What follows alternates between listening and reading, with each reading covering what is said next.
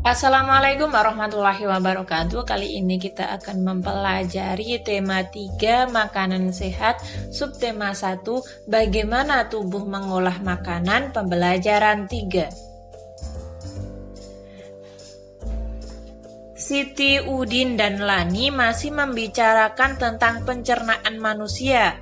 Mereka senang membicarakan tentang proses pencernaan yang berlangsung di dalam tubuh. Simaklah percakapan mereka. Mari kita baca bersama-sama. Siti, bekal apa yang kamu bawa hari ini, Din? Udin, tenang Siti, hari ini aku membawa makanan sehat loh. Aku membawa nasi dengan tumis sayur dan telur. Wah, kedengarannya enak, Udin.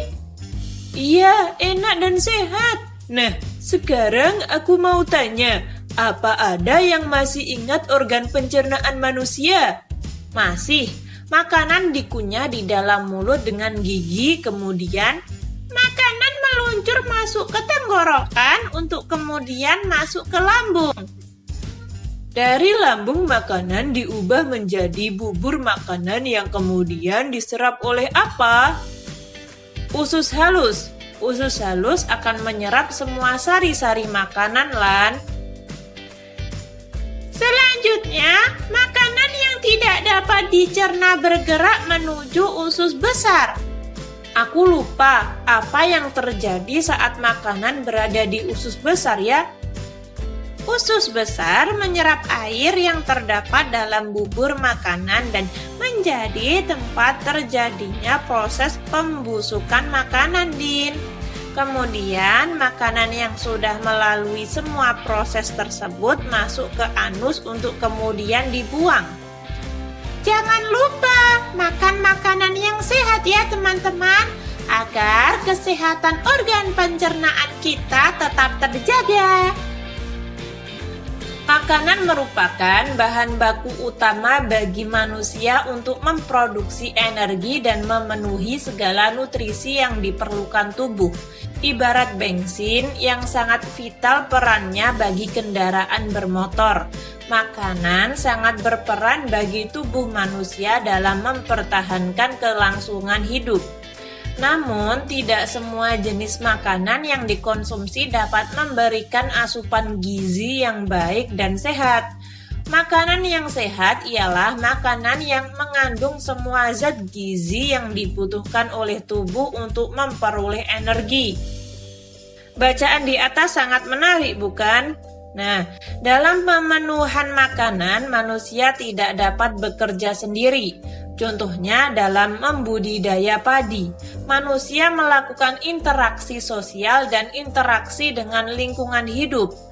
Proses apa saja yang terjadi? Siapa saja yang terlibat dalam proses tersebut? Apakah dalam proses tersebut manusia berinteraksi dengan lingkungannya? Bagaimana dengan lingkungan sosialnya? Nah, mari kita bahas. Interaksi sosial adalah hubungan-hubungan sosial yang menyangkut hubungan antar individu, individu dengan kelompok, dan kelompok dengan kelompok. Interaksi sosial amat dibutuhkan untuk kehidupan bersama, sebab individu tidak dapat hidup tanpa individu lain. Karena kita itu makhluk sosial yang membutuhkan orang lain. Interaksi dengan lingkungan hidup merupakan interaksi antara manusia dengan lingkungan yang terbuka secara alami. Gunung, sungai, rawa merupakan contoh-contoh lingkungan alam. Dari sini kalian sudah paham kan apa yang dimaksud dengan interaksi sosial? Nah, sekarang jelaskan interaksi sosial dan interaksi dengan lingkungan alam yang terdapat pada lahan pertanian padi. Pada lahan pertanian padi. Nah, interaksi sosial yang terjadi pada lahan pertanian padi terjadi antara pemilik lahan dengan para pekerja yang mengolah tanah dan menanam padi. Sementara itu, interaksi dengan lingkungan alam terjadi antara manusia dan tanah atau lahan sawah. Amati lingkungan sekelilingmu. Sebutkan interaksi manusia dengan alam yang dapat kamu temukan di sana. Apakah yang tengah dilakukan oleh manusia? Apa pengaruh dari kegiatan manusia terhadap lingkungan alam? Contoh interaksi manusia dengan alam adalah kegiatan menyiram tanaman di halaman rumah. Kemudian, kegiatan tersebut merupakan interaksi antara manusia dengan tumbuhan dan air, serta dapat membantu tanaman agar tetap bisa tumbuh subur.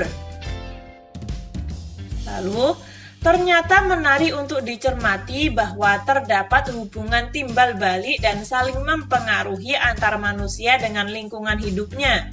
Bersama dengan teman sekelompokmu, diskusikan interaksi yang terjadi di lingkungan sekitarmu. Bisa berupa lingkungan rumah atau sekolah. Isilah tabel berikut ini. Mari kita isi bersama-sama. Interaksi yang dilakukan semisal kegiatan menyiram tanaman di halaman rumah, interaksi pada lingkungan hidup, terjadi interaksi antar manusia dengan tanaman dan air. Interaksi sosialnya terjadi interaksi sosial antara anggota keluarga. Lalu, interaksi yang dilakukan menangkap ikan di laut. Interaksi lingkungan hidupnya terjadi interaksi antara nelayan dengan laut karena nelayan mengambil ikan yang ada di laut. Sedangkan interaksi sosialnya terjadi interaksi sosial antara nelayan dan nelayan serta pedagang ikan di pasar karena nelayan bersama-sama menangkap ikan dan menjualnya ke pedagang ikan di pasar. Lalu penghijauan hutan. Terjadi interaksi antara manusia dengan tumbuhan dan tanah. Terjadi interaksi sosial antara warga yang ikut dalam kegiatan penghijauan hutan. Ketika kamu mengamati interaksi yang terjadi di lingkunganmu sekitar, identifikasi pihak yang berinteraksi dengan memperhatikan hal-hal berikut. Apakah pihak yang berinteraksi memiliki perbedaan? Berapa usia manusia yang berinteraksi tersebut? Apakah jenis kelamin mereka? Apakah pekerjaan mereka?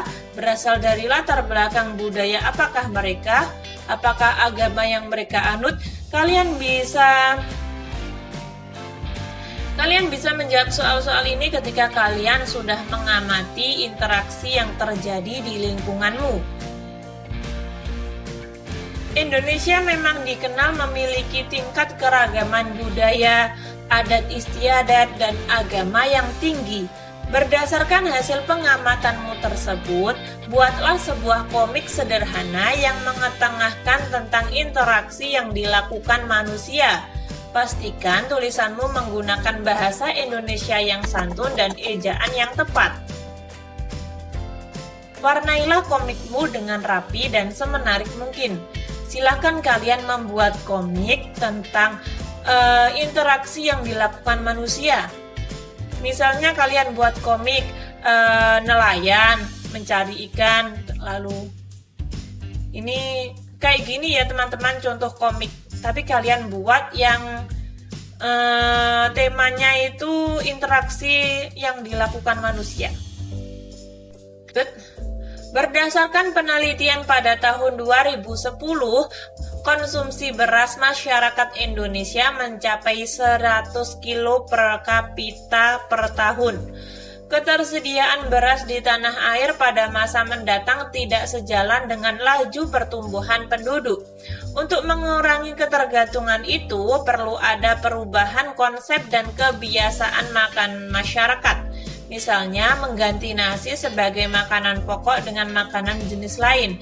Salah satu cara yang belakangan dikampanyekan pemerintah adalah tidak memakan nasi selama 1 hari.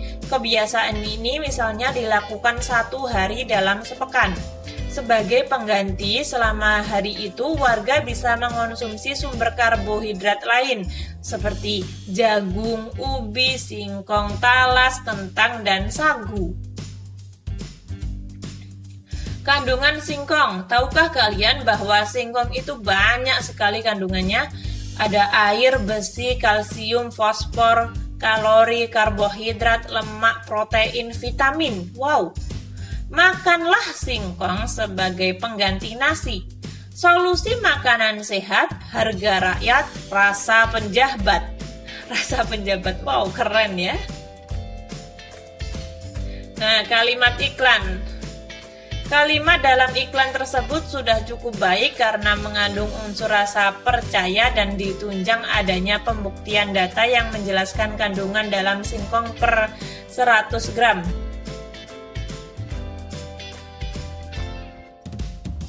Kata kunci, kandungan singkong per 100 gram.